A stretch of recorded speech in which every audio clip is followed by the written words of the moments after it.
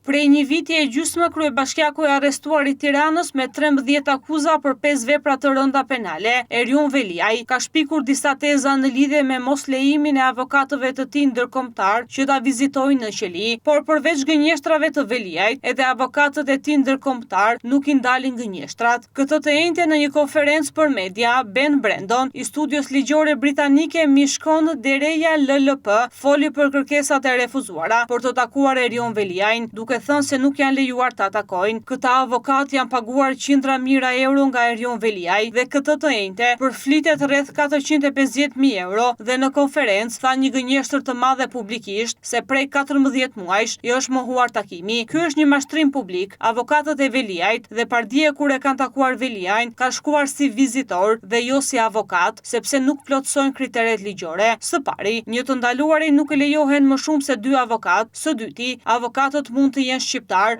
ose të studiove ligjore të një prej vendeve të Bashkimit Evropian. Avokatëve nuk është vënuar asnjë takim, ata nuk mund të jenë ligjërisht në Shqipëri, përfaqësues ligjor të Veliajt. Pas 14 muajsh kanë kërkuar të atakojnë si vizitor, pra kemi të bëjmë me një propagandë, me gënjeshtra, me mashtrime publike. Avokatëve ndërkombëtar nuk u mohohet takimi, por në fakt ligjërisht në Shqipëri nuk mund të jenë përfaqësues të Veliajt, mund të jenë konsulent, pasi përfaqësues ligjërisht është i pandehuri Plarent Ndreca dhe mund të jetë një avokat nga vendi i Bashkimit Evropian. I kujtojmë studios britanike Mishcon de Reja LLP se Britania ka dalë nga Bashkimi Evropian, por duket se u ka ngelur koha në vitin 2020. Avokatët e studios ligjore britanike Mishcon de Reja LLP nuk mund të bëjnë përfaqësim ligjor në Shqipëri as amerikanët, se kështu e ka përcaktuar ligji.